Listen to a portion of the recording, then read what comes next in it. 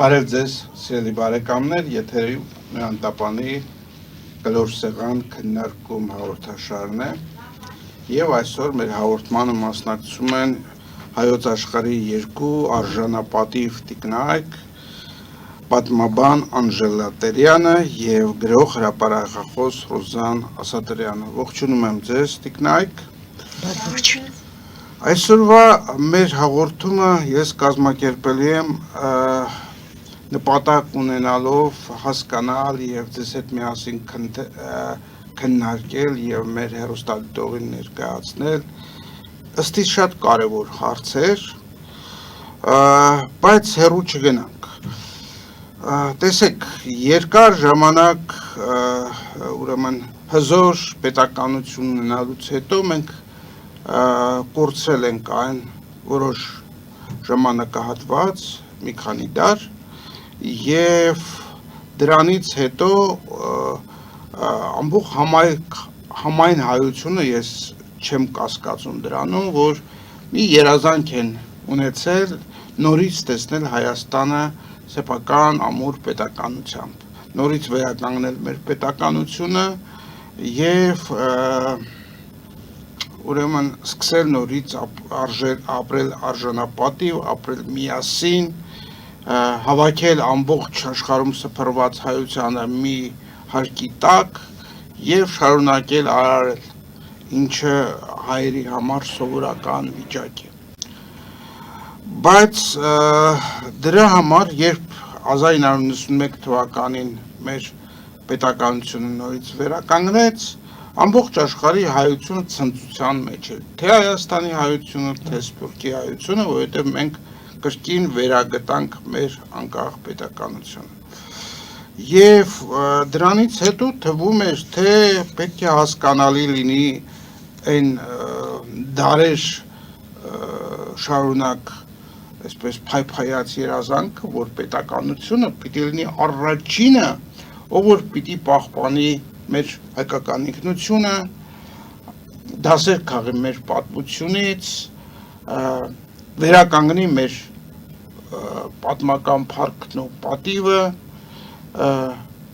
մշակույթը զարգացնի, լեզուն զարգացնի եւ սկսի արարել ուղղակի այդ իրավիճակի մեջ։ Բայց մենք ունեցանք ճիշտ ասած հակառակ պատկեր։ Գնալով սկսած 91 թվականից մեր պետականությունները,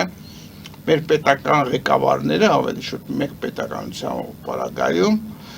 ավելի ու ավելի քիչ ուշադրություն էին դարձնում մեր ինքնությանը, մեր մշակույթին, մեր արվեստին։ Ես հիշում եմ նույնիսկ նախագահներից մեկի այսպիսի ֆրազ, որը արտահայտեց մի շատ հարգարժան մշակույթի գործիչի, ես խոսում եմ Գագիկ Կինոսյանի մասին, որ հայկական արվեստը, հայկական մշակույթը մրցակցելի չի հիմա միջազգայինի հետ։ Այսինքն այդ նրանց պատկերացումը, նրանց մոտեցումը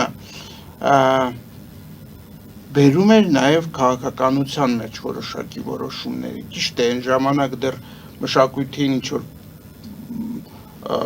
օգնություն էին տալիս, ինչ որ կոպեկներ էին գցում, բայց եւ այլն, բայց դա չէր գտնվում մեր պետության այսպես առաջնահերթությունների մեջ։ Ներկա իրավիճակում պատկերը ավելի վատացավ։ Ներկա իրավիճակում ելնելով քաղաքական որոշ անհրաժեշտությունից կամ պատկերացումներից, մեր իշխանությունները սկսեցին ընդհանրապես պատմությունը Հայաստանը կտրել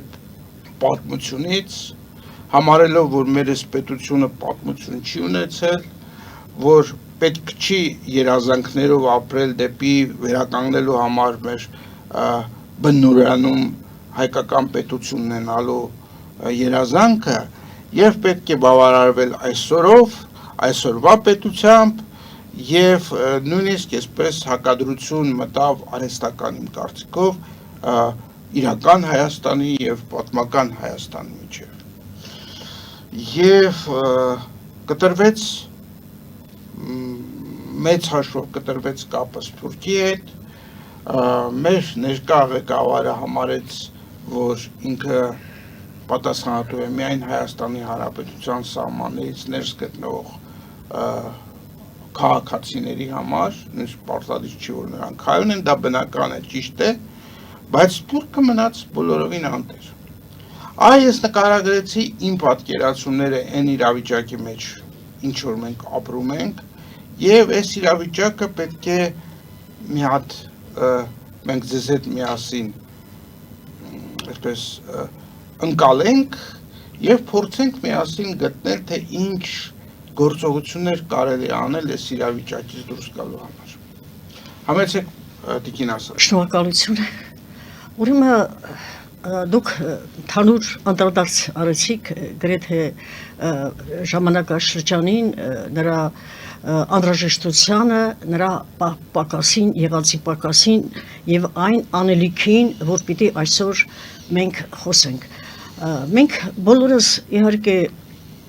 ուսյալ, կրթյալ խավը գիտի, որ մշակույթն է ազգի պատմությունը։ Հիմա ես ուզում եմ մեր ունկնդիրներին մի բան հիշեցնել։ Երբ որ Իրաքի վրա հարձակվեցին մի գիշերում, որտեղ Իրաքում մի ընտիր թանգարան կար, որտեղ ամբողջ շումերական այնտեղ եւ հերոգլիֆները եւ պահպանված այլ մեր թվարկությունից առաջ արտեֆակտներ, այդ բոլոր բան մի գիշերում այնպես անհետացրեցին այդ նմուշները,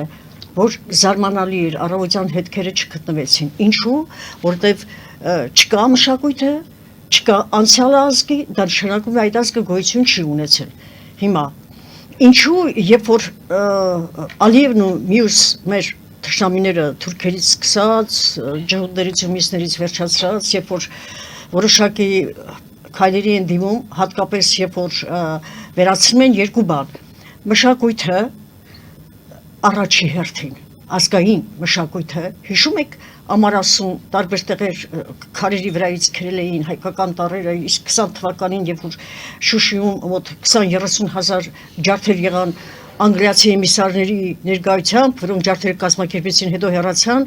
ուրեմն տների պատերից քրել էին տանտերերի անուն ազգանունները։ Եվ այդ մենք սովորաբար խոյի նշանն ենք տեղադրում տան պատերին, ուրեմն ջարդել էին այդ խոյերի գլուխները եւ այլն, այսինքն մշակույթը տվյալ ազգի ողջ պատմությունն է, գիրն է, նրա պատվիրանը գալիք սերնդին, այնտեղ կա եւ դաստիարակություն, եւ արվեստ, եւ ուրեմն պատրաստվածություն, եւ կռվի պայքարի մեջ առաջնեկություն, բոլոր բաները կա։ Այ Գագիկ Գինոսյանի մասին դուք հիշեցրեցիք, լույս իջնի իր հիշատակին, նա բացառիկ ազնվորություն էր եւ բացառիկ հայ իր կատարելության մեջ, Միչայլոց նա Վազգեն Սարգսյանի հետ այդ մահապարտների խմբից էր, նա ես գրեցի մի անգամ իր բարի կազմակերպման աշխատանքների գիտակցությունը մեր ժողովրդի մեջ, ասելով, որ պարը գիր է, պարը շարժների միջոցով գիր է, դա գաղտնագրություն է, որ թողնում է սերունդներին գրագետ եղեք, իմացողից հարցրեք, թե դա ինչ է նշանակում, եւ Գագիկը ապրի, այդ օրվանից պարը տարածվեց Հայաստանում, այդ պարը նաեւ համախմբում է, այ որ հիմա ժողովուրդը սկսել է վերջին ժամանակներում իրար ատել, զարմանալիորեն այդ ատելությունը, ուղղակի դա ինձ գիտեք, ինչպես ասեմ, մեր այս տարիների պայքարը, մեր այս տարիների, ինչպես որ նշեցիք, պետականություն չունենալու հանգամանքը, ու հանկարծ բախտ վիճակվեց մեզ, որ մեծ դժվարությամբ կարողացանք ստեղծել մեր հայոց պետականությունը, անկախ պետականությունը, հանկարծ դու զգում ես, որ ստեղծված պետականության մեջ եւ պլյուս դրան էլ այդ դժվարին օրերին մենք հենց մեր մեջ հայոց պետականության բուրըն երազանքը այնքան մեծ էր, որ դա մեզ ուժ եւ քաջություն էր տվել, մենք կարողացանք պատերազմում հաղթել, այո, եւ ձեռք բերեցինք հողատարածք եւ դա դարձավ մեզ համար այսպես մեծ առավելություն, որ մենք ունենք հաջողություններ առաջիկայում եւ հայոց պետականությունը հզորանալու է։ Մենք ընդամենը հետ բերեցինք մեր հայրենիքի մի փոքր մասը։ Մի չնչին մաս, որտեղ կար նաև Տիգրան Մեծի կառուցած բերդը։ Տիգրան Մեծը դա պատահաբար այնտեղ չէր կառուցել։ Նա այդ բերդը կառուցեց, որպեսզի ցույց տա, որ նախ հիմնականում այնպես որ Արցախը կարողանայինք իրեն պաշտպանել, հասկանա որ թագավորական ուժ կա այստեղ, ամուր պահի բերդը դա ամրության նշան է։ Այսինքն դա հայկական տարածք էր եղել այո, եւ ցավոք սրտի այսօր Ալիևը ոչ միայն դատարկեց էսկալացիայի ենթարկեց մեր անմտության, մեր անտարբերության, հայերիս մեջ եղած ոնց ասեմ, այդ ագահության ունենալու, թալանելու, ավերելու պետությունը իրենց համար դարձավ ոչ թե ազգային պաշտպանության խոշորագույն միջոց, համազգային հավաքականության կենտրոն, այլ այդ պետությունը դարձավ միջոց, հնարավորություն, որը թույլ տվեց, որպեսզի նրանք ազգային հարստությունը հիմնովին թալանեն օֆշորներում եւ այլուր եւ իրենք դառնան միլիորդատերեր։ Եկեք մենք հիշենք, թե երբ որ Արցախը գրավեցին եւ Ալիևը այդպես հեշտությամբ 5 պետությունների օգնությամբ կարողացավ այդ հաղթանակը տանել, Ալիևը ասաց, այն օրերին, երբ որ դուք դղյակներ էիք կառուցում եւ թալանում ձեր երկիրն ու հանքերը, ես բանակն էի զինում։ Սա թշնամու խոսք է։ Մենք թշնամուց էլ սովորելու բաներ ունենք։ Հիմա ինչ որն է մեր խնդիրը։ Եթե տեսեք ամեն ինչում ես մեղադրում եմ այն անձանց, որոնց մենք վստահեցինք, ում հավատացինք, դե մեկը պետքա լինի առաջնորդ, չէ՞։ Եվ մենք այդ մեկին ենք տալիս այն բոլոր հնարավորությունը, ինչը որ մենք ուզում ենք, եւ մեզ թվում է, որ նա այդպեսին էլ կանի, նա հաղթահարելի պիտի լինի։ Եվ վերջապես հենց այդ օրերին մեր մեջ նստած էր նժդեհյան գաղափարախոսությունը լինել ուժեղ, ավելի ուժեղ, ամենաուժեղը։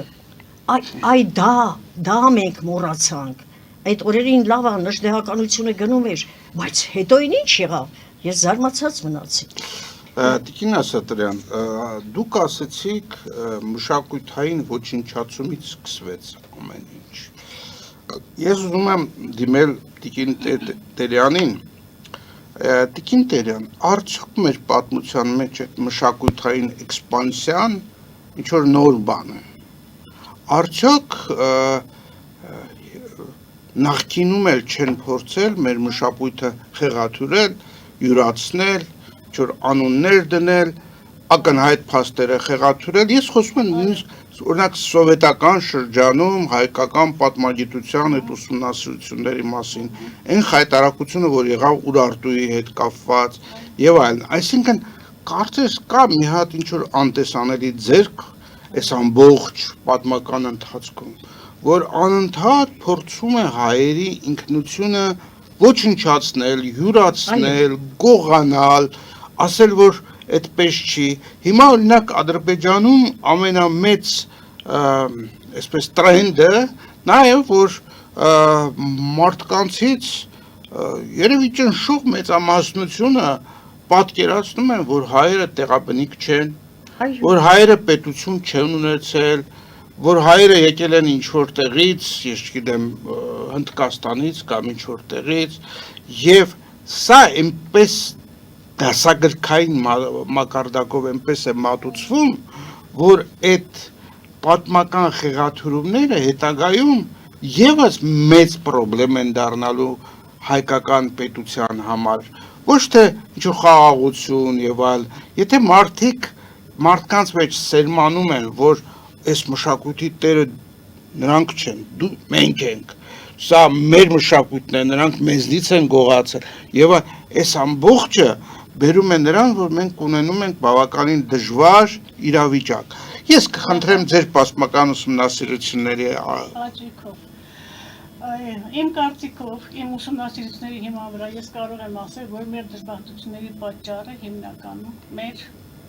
լավը լինելն է, այսպես ասած, կիրճ, զարգացած, մշակույթ, պատմություն ունենալն է, եւ մեր հարևանները մշտապես նախանձել են մեզ։ Իսկ եւ ամեն ինչ արել են, որ ոչնչացնեն մեր մշակույթը, մեր պատմությունը, հենց դրա արդյունքն է, որ նաեւ սովետական շրջանում սկսեցին մեր պատմությունը խեղաթյուրել, այլ կերպ ներկայացնել, Ուրարտուն կտրել մեզնից եւ այլն, Բայց ամեն դեպքում այսօրվա մեր դժբախտությունների պատճառը իմ կարծիքով հենց անհաջող առաջնորդներն էին, որոնք նշանակվեցին, ոչ մեզ թվում էր մենք ընտրեցինք նրանց, բայց նրանք նշանակված էին եւ նշանակված էին ամեն ինչ ավերելու, թալանելու, սա իրենց երկիրը չէր կարծես թե նրանք այստեղ եկել էին կամ նշանակվել էին միայն վայելելու համար, միայն թալանելու, նրանց չէր հետաքրքրում ոչինչ։ Առաջի հերթին դա եւ ես ընդհանրապես միշտ բարձր եմ գնահատել առաջնորդի դերը։ Առանց առաջնորդի ոչ մի երկիր չի կարողացել առաջ գնալ։ Եվ ես միշտ այդպես եմ պատկերացնում սովորական ձևով երկիրը զարգանում է իր համար, շատ սովորական ձևով բոլոր երկրները ենթադրենք, հանկարծ հայտնվում է մեկը մի պետության մեջ, որը սկսում է այլ կերպ մտածել, որը ինչ-որ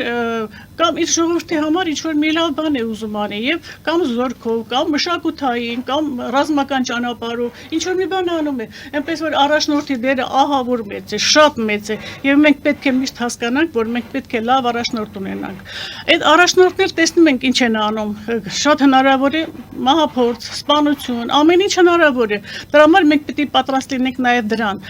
Պետք է ինչ-որ բաներ արվի, հենց այնպես չի կարելի էլ ասել, այսպես է ու վերջ, ինչ-որ բան պետք է արվի եւ դա պետք է անի մտավորականությունը իսկապես, բայց մտավորականությունը մենք տեսնում ենք ինչպես է մտավորականությունը վերաբերվում եւ անցյալում եւ հիմա միշտ բոլորը ով որ եկել է Հայաստանը նվաճել է, առաջին հերթին մեր ազնվականներին են վերացրել, իշխաններին են վերացրել, իսկ մտավորականներ հենց նրանք էին այն ժամանակ, բայց այսօր արդեն մտավորականը ազնվականներ չունենք այլևս, ուրեմն մտավորականներն են մեր շարժիչ ուժը, բայց այդ մտավորականները հիմա այնպիսի վիճակում են հայտնվել, որի վիճակի չեն վերան բացելու, գիտենք ինչ հալածանքներ են եղել 30-ական թվականների մտավորականներ եւ հիմա մեր պատմության խեղաթյուրումը նաեւ դրանից է գալիս, երբ որ 30-ական թվականների այդ ամբողջ այդ պատմությունը եւ մեր մտավորականությունը, մեր մտավորականության ծաղիկը փաստորեն ոչնչացավ եւ ամեն ինչ դրվեց, պետությունը դրվեց ոչնչությունների ձեռքը։ Ես միայն մի դեպք կարող եմ ասել, Շենգավիթը պեղող հնագետը ուրեմն երբ 30-ական թվականներին պեղում էր Շենգավիթը, ինքը այնտեղ հայտնաբերեց 3-րդ հազարամյակի նյութեր, բայբուրցյաններ, դա 3-րդ հազարամյակի նյութեր, եւ Մոսկվային հայտնեց, որ նյութերը 3-րդ հազարամյակի են։ Մոսկվայից ոնց թե 3-րդ հազարամյակում Երևանում հայտնաբերվել է հնագիտական հուշարձան, այդպիսի բան չկա, սպասեք գալիս ենք։ Հնագետները գալիս են Մոսկվայից եւ նայում են նյութերը, սա 2-րդ հազարամյակից այն կողմ չի կարող լինել։ Այն դեպքում, որ հիմա մեր հնագետները ասում են դա 5-րդ հազարամյակ է, դա 6-րդ հազարամյակ է, պատկերացնեք 6000 տարի, իրենք 3000 տարուց չէին ուզում լինի, եւ ստիպեցին, այս Բայբուրցյանը ասում է ոչ, սա 3-րդ հազարամյակ է, ամենակիչն է ասում ինքի միջալոց, հասկանում եք, որտեղ Շենգավիթը 6-ից 3-րդ հազարամյակի մշակույթ ունի, ինքը ամենացածրն է ասում, եւ դրա համար դա կյանքով հատուցեց, դրանից հետո մինչեւ 60 թվականը ոչ մեկը չէր փորձում մոտենալ Շենգավիթին, միայն 60-ական թվականներից նորից Շենգավիթը պեղեցին, մեր մտավորականները նաեւ այսպիսի վիճակում են հայտնվել, այնպես որ մի անգամ բոլոր մեղադրել ասել մտավորականները լուր են, նրանց հեշտ է խեղճացնելը, եւ ֆինանսապես, եւ ֆիզիկապես նրանք պաշտպանված չեն, դրա համար, բայց այնուամենայնիվ պետք է ինչ-որ բան անել, ես չեմ կարծում, որ պետք է այս վիճակին հետ հաշտվենք, պետք է ինչ-որ բան պետք է անել եւ փորձում ենք այ տեսեք Ռուզաննա դուք էլի կան այդպես պայքարողներ ասում են իրենց խոսքը հիմա ինչ ասեմ ամբողջ աշխարհում տեսնում ենք ինչ է կատարվում այս հայտնաբերված նոր դոկումենտ վավերագրական կադրեր ցույց են տալիս ասում ենք համաշխարհային կառավարություն գոյություն ունի այ համաշխարհային կառավարությունը այդպիսի մարդիկ էին այդ կառավարության մեջ այդպիսի մարդիկ էին մտած որոնք աշխարհը ղեկավարում էին եւ հենց նրանց պատճառով է որ մենք այս վիճակում ենք հայտնվել նրանք նշանակեցին ասել ներեցեք ես ուզում եմ ձեր խոսքին ավելացնել մի բան ուրեմն 93 թվականին ես հանդիպեցի պատմաբան Հայկ Խաչատրյանին մի փայլուն հայրենասեր որը գրել է Տիգրանից գիրքը նաև ուրեմն այնց ինչ ասեց Ռոզան մի գաղտնիք պիտի հայտնեմ քեզ բայց չբարձրաձայնես ասի ինչու այդ ինչ բանա որ չբարձրաձայնեմ թե դու գիտես որ Երևանը ոչ թե 2780 տարեկան է այլ 6000 տարեկան է Երևանը ասացի բա իսկ ինչու չի հրապարակվել ոչ մի տեղ ասաց որ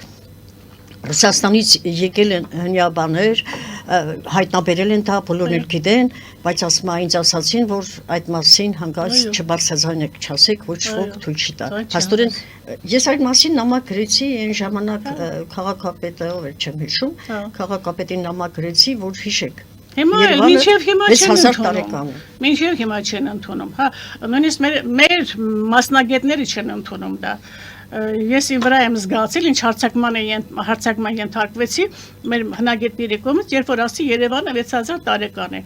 Եվ մեր այսօրվա հնագետներն են հարցակվում, ուր մնաց թե 30-ական, 40-ական Ինչպես կարող եք դա բացատրել։ Ինչու է այդպես։ Ինչու ասենք Այո. օրինակի համար Դաստիարակությունը։ Հայաստանի պատմության մի մեծ կտոր, փաստորեն, Այո, հնագույն ժամանակների, այո։ կարծես թե փորձեցին կտրել Հայաստանից եւ Ուրարտուն։ առանձին Այո. պետություն։ Ինչու։ Շատ բարձ է, նախանձ է։ Ես ասեցի, մենք այն գլխից, այսպես ասած, երբ որ շրջապատված էիք, երբ որ սեմական ցեղերը արդեն ներխուժեցին Միջագետ, հայկական Լեռնաշխարհ, ստեղծեցին իրենց պետությունները, Աքադ, բանը, հետո Ասորեստան, Բաբելոն եւ այլն, դրանք սեմական ցեղեր էին։ Իսկ մենք արիական ցեղեր ենք։ Եվ հակամարտությունը հենց այդտեղից սկսվեց։ Սկսվել է դա դեռևս 4-րդ հազարամյակում, 3-րդ հազարամյակում։ Եվ այդ պայքարը գնում է մինչև այսօր, սեմական ցեղերի եւ արիական ցեղերի կամ հնդեվրոպացիների միջև։ Նրանք ուզում էին ցույց տալ, որ դուք ոչինչ եք, ոչինչ չեք ստեղծել, մենք էլ ուզում ենք ցույց տալ, որ ստեղծել ենք։ Եվ ահա այս հակամարտությունը մինչև այսօր շարունակվում է դա։ Եվ չգիտեմ, բայց այնուամենայնիվ մենք պետք է չլռենք, մենք պետք է մեր պատմությունը գրենք, ուսումնասիրենք, մեր բոլոր քաղաքները շատ հին են, բոլոր մեր հին, մեր Արմավիրի մասին վերջերս կասեցի, հրաշք ուղղակի Արմավիրը, մեր առաջին մայրաքաղաքը, որը հիմնադրել է Հայկի որդին, Արամայիսն է հիմնադրել, եւ ինչն է հետաքրքիր, որ Արմավիրում 7 սերունդ Հայկից հետո, ես այստեղ կարդամ, Ամասիա, Գեղամ, Հարմա, Արամ, Արագեղեցիկ, Անուշարան Սոսանվեր, բոլորը այդ 7 սերունդ է լինում, բոլորը Արմավիրում են ապրել։ Պատկերացնում եք։ Հիմա ես մտածում եմ, որ Արմավիրը Արատտան է, որովհետև Արատտան պետություն չի եղել, նա քաղաք պետություն է եղել։ Եվ հիմա Արմավիրը իր տարածքով մոտավորապես 10000 քառակուսի կիլոմետր տարածք է վերցրել, այնտեղ այդ Արմավիրի այսօրվա մարզի մեջ եւ ընդհանրապես այդ Արմավիրի մեջ մտնում են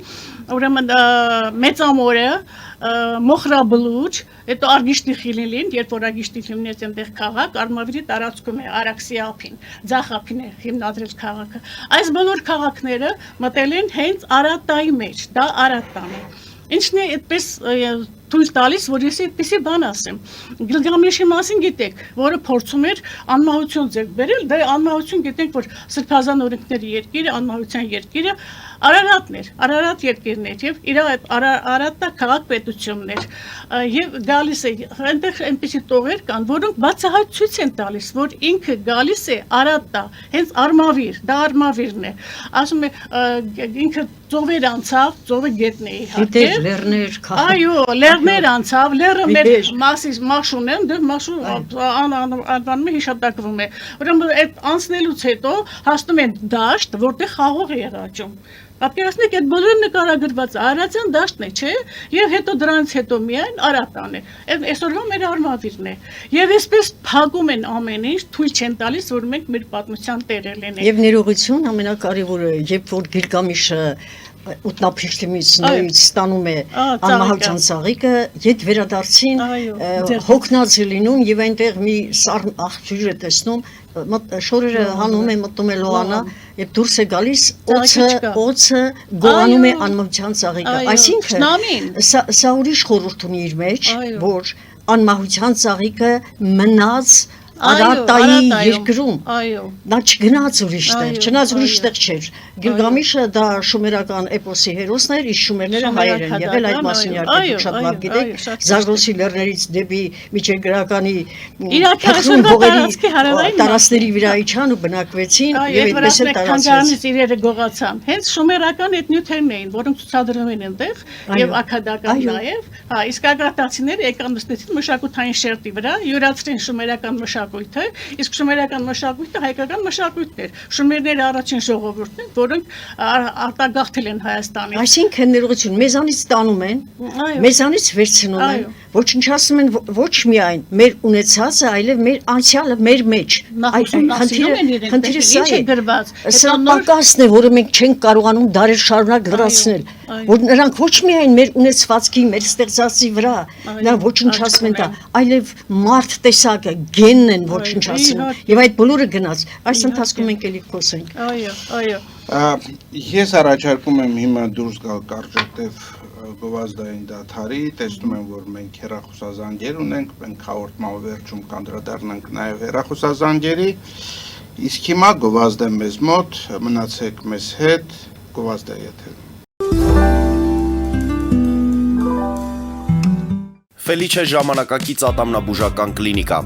Այստեղ հարմարավետությունն ու խնամքն առաջնային են։ Այստեղ կիրառվում են ատամնաբուժական ամենաժամանակակից տեխնոլոգիաներ, ճշգրիտ ախտորոշում, արդյունավետ բուժում, նուրբ փորձառություն եւ անհատական մոտեցում։ Սկսած սովորական մանրուքներից մինչև առաջադեմ ընթացակարգեր, այստեղ դուք գտնվում եք բարձր որակավորում ունեցող եւ փորձառու ատամնաբուժական մասնագետների ձեռքերում։ Մեր բարեկամական եւ հյուրընկալ անձնակազմն այստեղ է յուրաքանչյուր այցը հաճելի դարձնելու համար։ Ֆելիչե, ձեր առողջ եւ ամենաերջանիկ շպիտը սկսվում է այստեղից։ Եկեք եւ բացահայտեք նորարարության փորձագիտության եւ կարեկցանքի կատարյալ համադրությունը։ Վաճառվում է գերմանական հնաոճ դաշնամուր 1892 թվականի արտադրության ֆոն Մուրբախ։ Գտնվում է գերազանց վիճակում։ Կինը 15000 ԱՄՆ դոլար։ Հեռախոսահամար 094 115 310։ Երևան փոստը Գրանադայի ուզում, տեղեկացնում է։ Դրամական փոխանցումներ 1%-ով։ Օդանավով 1 փաունդը 2.99։ Նավով ուղարկեք 1 արկղ, երկրորդ արկղը անվճար։ Ավտոմեքենաների փոխադրում անհավատալի արժեքներով։ Ինչպես նաև կահույք եւ մեծ չափի բեռների փոխադրում։ Jackpot հագուստի խանութը երկրորդ մասնաճյուղն է բացել Գլենդելի սրտում, որտեղ կարող եք ձեռք բերել եվրոպական եւ ամերիկյան ընտիր հագուստեղեն, կոշկեղեն, աքսեսուարներ, պայուսակներ ամենահարմար արժեքներով։ Նաեւ կարող եք ցանկացած ապրանք պատվիրել եւ ձեռք բերել կարճ ժամանակում։ Jackpot-ի Գլենդելի հասցեն է 1135 North Pacific Avenue, հեռախոս 818 813 2252։ Jackpot հագուստի լավագույն կենտրոնը Գլենդելում։ 60-ից ավելի ճանաչված եվրոպական բրենդների ինքնատիպ, չկրկնվող եւ մատչելի ընտրանին Fortuna Home and Country House խանութ սրահում։ Նորավոճ սպասք եւ կահույք հորեկա բնագավառի համար, տեքստիլ տնտեսական ապրանքներ, ամեն ինչ գեղեցիկ կյանքի համար։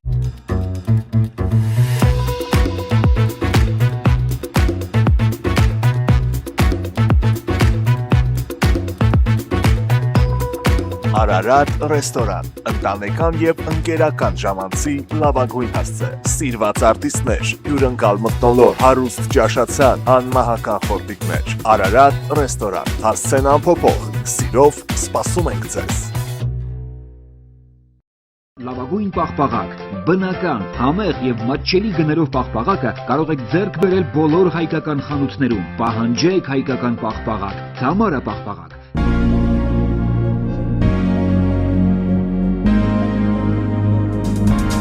Տպագրեք ձեր գիրքը նոյան տապան տպագրատանը, ինչպես նաև թերթեր, ամսագրեր, բուկլետներ եւ այլն։ Հասցեն քաղաք Երևան, Իսահակյան 28 առաջին հարկ։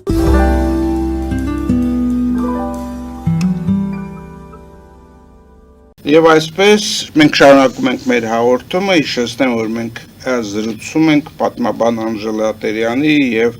գրող հրապարակախոս Ռուզաննա Սատրյանի հետ։ Մենք խոսում էինք մեր մշակույթի յուրացման, իրեն արժեզրկելու, որոշ ժամանակ մեզնից օտարելու այդպիսի դեպքերի մասին։ Եվ որքան է տարօրինակ է այդպիսի դեպքերը հայոց պատմության մեջ շատ են։ Եվ քանի որ շատ հաճախ ակադեմիական գիտությունը ինքը ավելի կախված է լինում այն իշխանություններից, ովքեր հենց տվել են այդ պատվերը, փաստորեն շատ հաճախ այդ ակադեմիական գիտությունն էլ դուրս է գալիս ակնհայտ փաստերի դեմ։ Ես կուզենայի այսպիսի դեպքերի մասին պատմեիք Տիկին Տերյան։ Հաջիկով, ուրեմն ես նախ քան այդ հարցին պատասխանելը, ուզում եմ անդրադառնալ մեր անուններին, հայ, արմեն անունների ծագման հարցին։ Այս հարցը բազմաթիվ անգամներ շոշափել ենք, բայց կարծես թե առայժմ չենք կարողանում հստակ պատասխան տալ։ Մենք գիտենք, որ խորենացին ասում որ Հայկի անունից, որը աստվածային ծագում ուներ, դից էր, նրա անունից առաջացել է հայոց Հայկ անունը։ Միջագիտքյան դիցաբանության մեջ կա Հայ Աստված, որի անունը նույնպես փաստորեն մենք կրում ենք այսօր։ Բայց Արմեն անվան մասին խորենացին բերում է Արամին, որ Արամի անունից Հայկի ծորնորդին, Հայկի շարավիղներից քաջագործություններ կատարեց եւ նրա անունը օտարները մեզ կոչեցին Արմեն, Արամի անունից։ Բայց ասում է դա ոչ մետեղ գրված չի, փաստված չի այդ փաստը, որտեղ մատյանները ասում արքունական չեն գրել այդ մասին, բաբելական, ասորական չեն գրել ասում այդ մասին, ինքը ընդերից օգտվել է, չէ՞։ Հիմա այս վերջերս ես շատ էի մտածում այդ մասին, իսկապես մեր Արմեն անունը որտեղից մեզ։ Իսկ ընդհանրապես հայտնի է, որ ցանկացած ժողովրդի հին հնագույն ժողովրդի անուն Աստծո անուն է, ինչ որ Աստծո անուն պարտադիր պետք է դա իր մեջ կրի։ Օրինակ ասորիները Ասուր, Աշուր Աստծո անունից են, հնդիկները Ինդրա Աստծո անունից են առաջացել։ Մենք տեսանք Հայկը, Հայկ Աստծո անունից է առաջացել։ Հիմա Արմենը ինչից է առաջացել։ Ար Աստծո անուն։ Արը կա, այո, բայց արը արարիչն է փաստորեն եւ մենք արով դե գիտեք որ շատ անուններ ունենք, բայց այս դեպքում Արմենը մի քիչ ուրիշ է։ Ես երկար մտածելուց հետո ինձ շատ էր հետաքրքրում որ բանի ուրեմն Արմեն Թեսալացու մասին, Արմենիոս արգոնավորների մասին առասպելում կա, չէ՞ որ Թեսալիայի Արմենիոն քաղաքից Արմեն կամ Արմենիոս իրաց ասելով Արմեն Թեսալացին մասնակցեց ոսկե գեղմի որոնումներին, այնուհետև տեղափոխվեց Հայաստան եւ այստեղ իր անունը տվեց այս ժողովրդին։ Այսինքն Արմեն անունը նա հիշատակում է, Արմեն։ Դա ինձ շատ էր միշտ հետաքրքրում։ Այս վերջերս ես ծանոթացա մի մարդու հետ, Ռուբեն Գրիգորյան, որի հետ համագործակցեցի, շատ երկար խոսեցինք եւ ինչ պարզվեց։ Պարզվում է, որ Արմեն անունով դից կա, որը Հայկի երկրորդ որդին է փաստորեն։ Հայկի երկրորդ որդու անունը Արմեն է եղել եւ այդ Արմենի անունից էլ եւ հիշում եք, չէ՞, այդպիսի բան կա, որ ուրեմն սրբազան օրենքների այդ ամբողջ փաթեթը, այսպես ասած, կոչվում է մե, այսինքն մարդը երբ որ արարվեց, նրան օրենքներ տվեցին, որպեսզի նա վայրի գազային նման չլինի, օրենքներով, սրբազան օրենքներով շարժվի եւ այդ օրենքների ժողովածուն կոչվում է մե։ Հիմա մտածում ենք, որ այդ մեն տարածվել է Արատայում, դե շումերները ասում են, որ Արատայում, Արարատում տարածված է, դա սրբազան օրենքների երկիր էր։ Հիմա, բայց ով տարածեց մեր ժողովրդի մեջ Արատայում եւ Արարատում։ Պարզվում է Արմեն անունով դիցը։ Հայկի երկրորդ որդի Արմեն անունով դիցն է տարածել այդ օրենքները հայկական լեռնաշխարհում եւ ընդհանրապես հայերի մեջ։ Եվ այստեղից էր կոչել են այս մեր ժողովրդին հարևանները Արմեն, այսինքն այդ օրենքները իմացող, օրենքները իրենց մեջ գրող մարդկանց երկիր Արմեն, այդպիսի բացատրություն ստացան, որը կարծում եմ շատ ճիշտ է, այնպես որ աշխարհի ոչ մի ժողովուրդ, այսինքն շատ քիչ ժողովուրդներ կան, որոնք աստվածային անուններով իրենց կոչել։ Տեսեք, մեր երկուսն էլ աստվածներ են փաստորեն, եւ Արմենը եւ Հայկը աստվածային ծագում ունեն։ Իսկ դա շատ մեծ նշանակություն ունի մեզ համար։ Իսկ ով կարող է ասել, որ ինքը ինչ որ հատուկ այդ ժողովուրդներ կարող են ասել, որ իրենց անունը ինչ որ Աստծո անուն է նշանակում։ Հիմա մեր մշակույթը ինչու են այսպես գողանում։ Գողանում են, որտեղ ասում ենք, կարծես թե ինչ որ տրված է դա մեզ, որ մենք պետք է արարենք, ստեղծենք։ Տեսեք, Արատա է գնացել, ուրեմն մեկը, ասենք որ ժողովուրդը Արատայից գնացել են Շումեր, այնտեղ ուզում են տաճար կառուցեն, բայց ոչ չինափայտ ունեն, ոչ չինարարներ ունեն։ Եվ դիմում են բան Արատայի տիրակալին, ասում են եւ շինարարներ ուղարկի, եւ ճարտարապետներ ուղարկի, եւ շինանյութ ուղարկի, պատկերացնում եք, այստեղ ամեն ինչ կա, ոչ միայն շինանյութը կա, այլ նաեւ այն կառուցողը կա, ճարտարապետը կա եւ շինարարը կա։ Ահա այսպեսի ժողովրդին բնականաբար պետք է նախանձեին եւ աշխատեին ցույց տալ, որ դու ոչինչ ես, ինչը նաեւ շարունակվում է այստեղ Ադրբեջանի ղեկավարի կողմից։ Հիմա ինչ ես այսպես եմ միշտ մտածում, ինչին ադրբեջանցիները ինչ որ հայերը ասում են, պար, երկ ենթադրենք, կամ ինչ որ մշակութային մի տար, ասում են սա մերն է։ Իրանց թվում է ինչ որ հայկական է, այդ իրանցն է։ Նույնը նաև վրացիներն են անում։ Ինչ որ հայկական է, մտածում են, դե մեր հարևաններն են, իրանց բախտը բերել է, որ մեր հարևանությամբ են ապրում, այդքանու չեն հասկանում, որ իրանց բախտն է բերել։ Եվ հիմա մեր մշակույթը քիչ փորձում են յուրացնել, բայց դե ոչ միայն յուրացնել, այլև կարողանաս ապացուցել, որ դա քոնն է։ Այնպես որ շատ բարդ իրավիճակում ենք հայտնվել, բայց դե պետք չի լռել, պետք է մենք էլ մեր խոսքը ասենք, անդադ ցույց տանք։ Կինա Սատրյանը ինչ ունեք ավելացնելու դրան։ Ուրեմն մշակույթի հետ կապված ասեմ, որ այս երկու օրը կարդացի մի պատմություն, որ Ալիևը մեծ արագությամբ Նախիջևանը ուզում է միացնել Ադրբեջանին որպես Ադրբեջանի անբաժանելի մաս, չեղյալ հայտարարելով 21 թվականի այդ պայմանագիրը։ Ուրեմն ոչ միայն այդպես, այլև Նախիջևանում աղից կառուցել են նոյի հուշարձանը, գնում երկրպագում են եւ ասում են, որ իրենք նոյի զավակներն են, որ Արարատից նոյը իջել է ուղիղ եկել է այստեղ, որ սա իրենց հայրենիքն է, թե որտեղ Ադրբեջանը, որտեղ նոյը ջրհեղեղից առաջ, մեր թվարկությունից առաջ 12-րդ հազարամյակ են տանում եւ այլն։ Այսինքն կեղծելու, ուրիշինը վերցնելու, սեփականը չունենալու այդ հանգամանքը գալիս է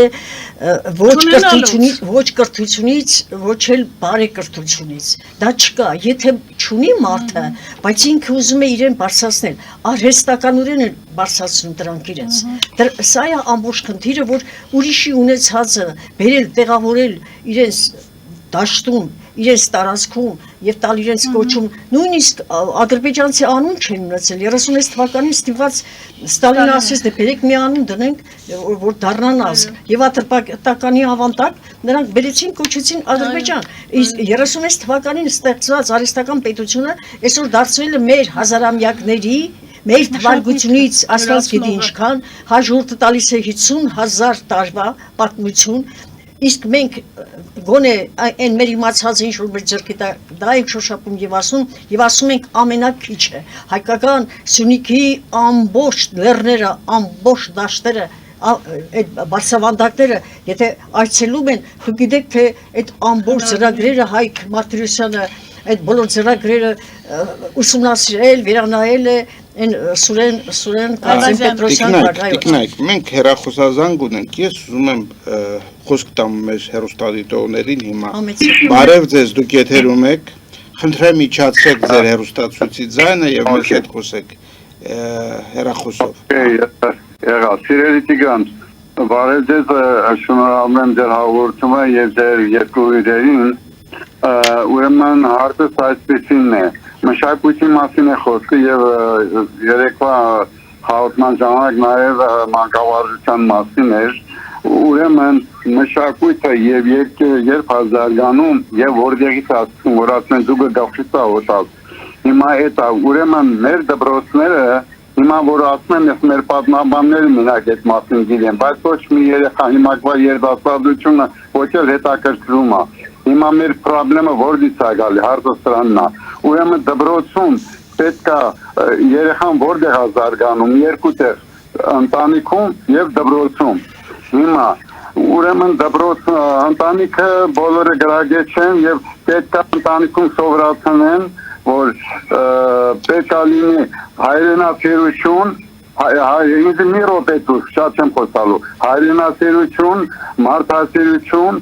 եւ պետք է սովորել, որ լավ ապրեն, ոնց որ Փաշինյանն ասում է ճիշտ ասում, սովորի որ լավ ապրեն։ Եվ պետք է որ գիտնականներ տան տեխնոլոգիա, որ երկինն է ուժը, երբ որ երեխաները հզորեն, խելացի եւ հայրենասեր են։ Եվ ագետին Սիրելի հեռուստադիտող,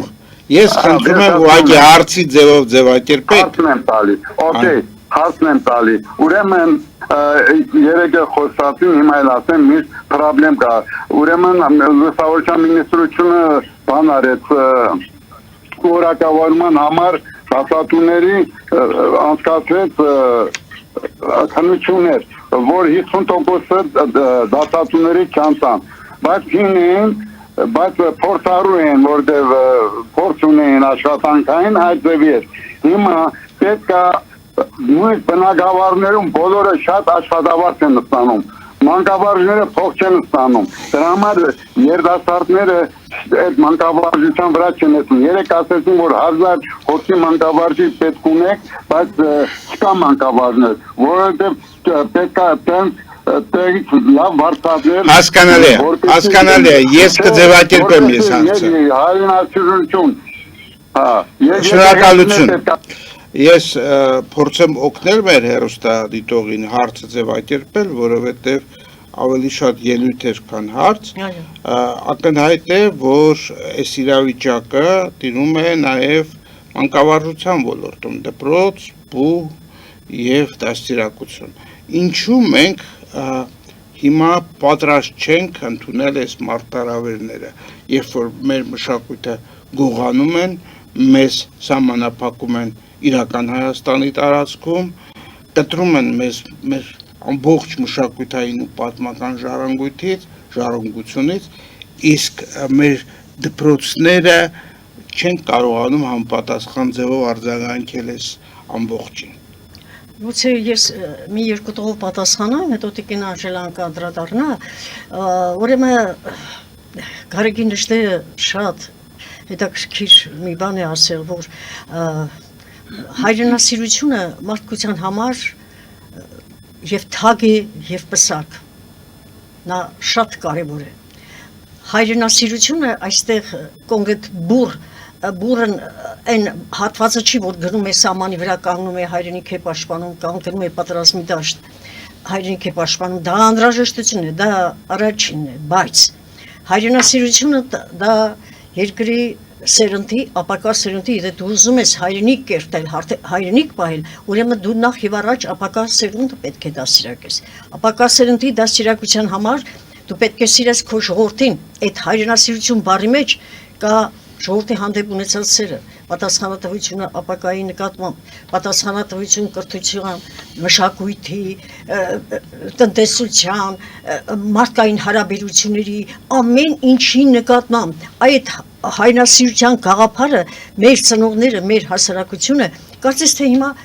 մատերի արանքով այսպես մի տեսակ մոտենով է այդ խնդրին, կարծես հոգնած լինի այդ բառի իմաստից, այ մենք այդ հոգնությունը պետք է հանենք այսօր ժողովրդի միջից, որ ժողովուրդը հասկանա, որ երկիրը, որտեղ ինքը ապրում է, իր համար սուրբ է եւ ինքը պետք է պաշտպանի եւ մանկավարժությունը պետք է խստապահանջ լինի իր դաստիարակության մեջ, երեխաներին դաստիարակելիս, անկախ նրանից ինձ եւ տիկին Անժելային ոչ ոք չի ստիպել, որ մենք կարդանք հայոց պատմություն, կարդանք եւ ուսումնասիրենք։ Ցանկացած հետաքրքիր մի բան, օրինակ երեք ես կարդացի մի նյութ Թուրքիայում հայտնաբերել են մի քար, որի սեպագրերը, որտեղ սեպագրերով գրված է հայոց հնամենի քաղաքի հիմնադրման մասին եւ ասում է լավ է որ Էրդողանը սա շուտ չի նկատել, էլի, որքան կուզենար որ դա թուրքերին վերաբերվեր, ոչ թե հայոց պատմությանը։ Հայաստանը միշտ ինչ որ արել է գոնե այն ժամանակ եթե հայոց գաղափարագրերը չեն եղել կամ տարեր չեն եղել, գոնե սեպագրերով թողել են հայոց պատմությունը։ Այսինքն մենք հայրս այնպես չի որ այն ժողովուրդն ենք որ չենք ճանաչում մեզ կամ մեր սերունդը որքան էլ որ մենք չասենք, մեր գենի մեջ խրված է հայկականությունը։ Բավական է մի փոքրիկ ջերմ վերաբերմունք, բավական է մի հայրենասիրական գործոն եւ անմիջապես զգում ես որ այո, երաժշտությունը, ազգային երաժշտությունը երբեք չպետք է մոռանալ եւ չհամարել անցյալ։ Ազգային երաժշտությունը մեր ժողովրդի գոյության հիմքն է։ Եթե այդպես չլիներ, Կոմիտասը այդքան չէր աշխատի, այդքան տարերը չէր վերցանի, հասկանալի է։ Կոմիտասը գիտեր նա ժողովրդական երկրի մեջ ամբողջ ազգի պատմությունն է թաքնված։ Հասկանում ես, երբ որ մեզ զրկել են մեր տարերից, մեր գրերից, երբ որ քրիստոնեությունը աշխարհ եկավ, ամբողջովին ոչնչացրեցին քրիստոնեական ոչ մշակույթը։ Մենք եւս մեկ հեռախոսազանգ ունենք։ Ես ուրեմն ձեզ զանգ կտամ, այս հեռախոսազանգը ընդունելուց հետո։ Բարև ձեզ, դուք եթերում եք, լսում ենք ձեզ։ Ձևակերպեք ձեր հարցը, խնդրեմ։ Բարև ձեզ։ Շատ յանալի ծրագիր ունեք այսօր։ Տիկինը շատ լավ բան ասա, որ Աստված, հայքը Աստված է։ Խնդրեմ ձևակերպեք ձեր հարցը, եթե կարելի է։ Իմ հարցը նա է, որ հայքը Աստված էր եւ կրվում էր Բել կամ Ալլահ կամ այդ ազգի Աստծու հետ, մինչև այսօր մենք կրվի մեջ ենք։ Իսկ Նախիջևանը թող Նախիջևանը ես մեն բացատրեմ Ալիևին, որ Նախիջևան ինչ է նշանակում։ Նախիջաբանը գիտեք ինչ է նշանակում, որտեղ բանը եղել է դաշտավայր, ջրերով պատված դաշտավայր եղի, որ առաջին մարդը բնակվել է Նախիջևանում եւ դրանք հայեր են եղել, իրանք լավ է իմանան։ Այդ է իմ հարցը։ Ճիշտ բաներ եք ասում։ Շնորհակալություն։ Խնդրեմ ձայնը ձեզ տիկին դերեր։ Ուրեմն այդ հարցին ես այսպես կպատասխանեմ, եթե վերևներում նստած են այնպիսի մարդիկ, որոնք հայրեն աստերեն, ազգայինի կողմնակից են, ամեն ինչ կգնա իր հունով։ Դպրոցները, մանկապարտեզները, ընդհանրապես հասարակությունը կզարգանա այնպես, ինչպես որ հարիր է ազգային պետություն ունեցող ժողովրդին։ Հիմա այսօր ինչ ենք տեսնում, երբ որ ասում են ազգային գաղափարախոսությունը սխալ կատեգորիա է կամ գաղափարախոսություն չէ եւ նման էլի ձևակերպում։ Տիկին ես մի հարց տամ։ Ընդունենք այնպես է ինչպես հիմա կա, ինչպես եղել է այս վերջին շրջանում։ 30 տարի որ այո, մեր ղեկավարները ոչինչ չեն արել ազգայինի համար։ Արդյոք ազգը չպիտի ունենա որոշակի իմունիտետ նաեւ դրա դեմ։ Բայց չունի։ Հենց մեր ազգը ունի դա։ Եվ այդ իմունիտետը հենց մտակավորականության, ընդվզման, իրենց գործերի, իրենց գրքերի, իրենց պատմական ուսումնասիրությունների ձևով գալիս է լրացնելու այդ բացը։ Ես ուզում եմ խնդրել մեր ռեժիսորին ցույց տա ուրեմն երկու գրքերը, որոնք դրա դրված են սեղանին։ Մեկը Անկորչնելի Հայաստանն է, 7-րդ հատորը, որը հեղինակել է Ռուզաննա Սատարյանը, եւ պատմություն Արարատ երկրի ուսումնասիրությունը, որ գրել է Անժելա Տերյանը։ Այս ձևով փաստորեն մենք փորձում ենք լրացնել այդ բացը։ Ճիշտ է, գուցե դրանց տպականակները մեծ չեն, գուցե հնարավորությունները քիչ են, բայց ես կարծում եմ, որ մեր ազգի մեջ միշտ էլ կգտնվեն համապատասխան արժանավոր այրեր, մարդիկ, գործարարներ, որոնք հասկանալով, որ այդ ազգայինը արմատն է, անպայման օժանդակեն, որպեսզի այդ արմատը ջրվի, որ այդ արմատը կարողանա ծիլ տալ։ Խնդրեմ Ռուզաննա։ Ուրեմն արմատից էլ շարունակեմ,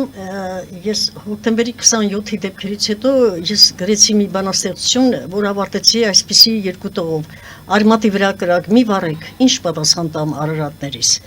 Հիմա հայոց արմատը հայոց գենն է։ Ուրեմն թշնամին շատ լավ գիտի ինչպես անի, որ հայ ժողովուրդը չկարողանա իրականացնել իր երազանքները, վերականգնել իր լինելիությունը, իսկ լինելիության վերականգնումը այս ամենի մեջ է, եւ մշակույթի, եւ գրագիտության, եւ վերաբերմունքի, եւ արտաքին հարաբերությունների, եւ այսօր արդեն պետություն ունենք, եւ պետության հզորացման, եւ գիտնականներին ընդառաջելու, եւ ռազմական արդյունաբերությունը ծավալելու, հզորացնելու, այս բոլորը պիտի լիներ արդեն այս 8 տարում, այս 18 թվականից հետո արդեն մենք պետք է այդ հիմքերը դրած լինենք, որքան էլ որ ասեն, որ ամեն ինչ այդպես ահավոր վատ չի, որովհետև հայերս շատ արագ կողմնորոշվում ենք եւ կարողանում ենք մենք ինքներս մեր մեջ կայանալ։ Խնդիրը սա է, որ երբեմն ցույց չենք տալիս, բայց բայց գիտենք, որովհետև Աստվածային ժողովրդի մեջ չի կարող բաժանություն լինի, մեկը լինի խելոք, մեկը լինի անխելք։ Այդ Աստվածային ժողովուրդը ունի իր ներսի գիրը, որով ինքը շարժվում է։ Հայերս իրավունք չունեինք ոչ տանուլ տալի այս պատերազմը, ոչ էլ նախորդ պատերազմը։ Այդ տանուլ տվեցինք մենք այն մի քանիսի պատճառով, ասում եմ, այն անձանց պատճառով, որոնք իրավունք չունեին այդ տեղերում լինելու։ Հիմա մենք սխալվեցինք, պետք է չսխալվենք գալիք ժամանակներում, որպեսզի կարողանանք մեր հայրենիքը հզորացնել։ Հայաստանի տարածքը ավելի այսպես մեծ չի, քան Սինգապուրի տարածքը։ Սինգապուրի կարճ ժամանակամիջոցում այսպիսի հզոր պետություն կարողացավ ստեղծել, ինչի համար, որտեղ կարգ ու կանոն գոյություն ունի, օրենք գոյություն ունի, օրենք այնտեղ բոլորի համար հավասար է։ Ես հիշում եմ նրանց ղեկավարը իր հոր եղբորը, որը խորհրդակցության ժամանակ ձեռքերեսին քնել էր, նրան հեռացեցին, թե սպանեցին, ինչ-որ պատժի, այնպիսի պատժի ենթարկեցին, որ մյուսները բոլորը զգաստանում։ Այսինքն ոչ թե հանցագործին այսպես բան անելով, նրանից չգիտեմ գրավ վերցնելով, ազատել թողնել գնավորելի հանցագործություններ կատարել, հանցագործություն է արել, պետք է պատժվի։ Օրենքը այսպիսին պետք է լինի բոլորի համար 10, մեզանից սկսած։ Եթե մենք էլ սխալ գործենք, մենք էլ պետք է պատժենք։ Այսպես նոր մենք կարողանանք մենք ինքնադրսևորվել եւ առաջի հերթին ես մի բան եմ խնդրում, որպեսզի սա կայանա, հայ ժողովուրդը պետք է լինի գրագետ, ոչ թե տգետ, այլ գրագետ, պետք է ունենա գալիքի նկատմամբ իր տեսիլքը, ոչ թե 1 տարով ապրի, այլ 10, 15, 20, հիշում եք առաջ, մինչև 15-20 տարի ժամանակ էին տալիս խսահմի ժամանակ, ինչու, որպեսզի պարբերաբար աստիճանաբար զարգացնեին իրենց։ Ուրեմն մենք դուրս ենք եկել մեր սահմաններից։ Սա է ամբողջ խնդիրը, որ այսօր մեր ձեռքից ինչ-որ բաներ բաց ենք թողել, բայց լրիվ բաց թողնելու չի։ Ասեմ, եթե այսօրվա պայմաններում արդեն 25 հատ վարչապետացու ունենք, ներողություն, որ ասում եմ, սա չեմ կարող չասել, որովհետև այս փոքրաթիվ ժողովուրդ ունեցող այս երկիրը, օրինակ Ամերիկան այդքան հազար միլիոնավոր երկիրը ընդամենը 2 կուսակցություն ունի, Ֆրանսիան նմանապես, այս ինչ բան է, պարզվում է բոլորը ուզում են վարչապետ դառնալ, այդ ինչու եք ուզում դառնալ։ Տիկին Ասատրյան, քանի որ մեր ժամանակը արդեն մոտեցավ ավարտին, ես ուզում եմ շատ կարճ խոսք տալ ամփոփիչ նաև Տիկին Տերյանին, բառացիորեն 1 րոպեի ընթացքում։ Ուրեմն ասում եք մտավորականությունը ինչ է անում, չէ՞։ Այնուամենայնիվ այս ծանր պայմաններում, ֆինանսական, հոգեբանական ծանր պայմաններում ինչ որ բան արվում է։ Ես հիմա ուզում եմ գրքի օրինակը բերել, պատմություն Արարատ երկրի։ Ուրեմն այս գիրքը ինչ որ մեկը Ամերիկայում մի շատ երիտասարդ աղջիկ Աննա անունով նստել թարգմանել է անգլերեն։ Եվ ասեց, բայց ես չեմ հրատարակելու։ Ես հրատարակեցի իհարկե գիրքը։ Հետո մտածեցի, որ դա իրենք ուզում էին Ամերիկայում տարածել, Լոս Անջելեսի հայության մեջ տարածել, այսպես ասած, այդ աղջիկը հենց այդ նպատակով լարել էր Աննան։ Բայց չկարողացանք ուղարկել այնտեղ, մտածեցի Սփյուռքի վարչությունը կարող է օգնել, կապեր ունի կամ կարող են իրենք վերցնել, այդքան շատ էլ չի տպաքանակ առանձնապես եղել էլի։ Դիմեցի իրենց եւ պատասխան ստացա, որ իրենք նման հարցերով չեն զբաղվում։ Բայց ինչու եք զբաղվում, եթե մշակութային գիրք, մեր պատմության մասին գիրքը չեք ուզում անգլերենով, չեք ուզում տարածել։ Շատ լավ, ինձ հուշում են, որ մեր ժամանակը ավարտվեց, մենք առիթ կունենանք դրա մասին նորից խոսելու, սիրելի բարեկամներ, սրանով ավարտում ենք մեր հաղորդումը, մաղթում եմ ձեզ ամենայն բարիք եւ մինչեւ նոր հանդիպում։